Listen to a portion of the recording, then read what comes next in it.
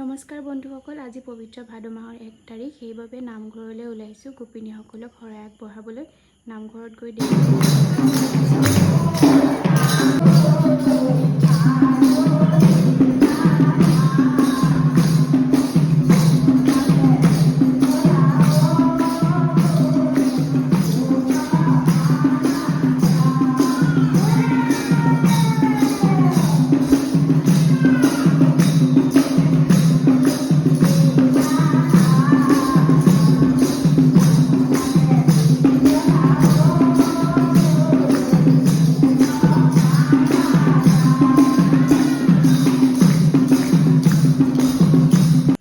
নামৰ শেষত সকলোকে প্ৰসাদ বিতৰণ কৰা হ'ল আৰু আমিও প্ৰসাদ গ্ৰহণ কৰিলোঁ।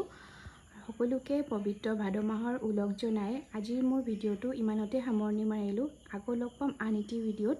বাই।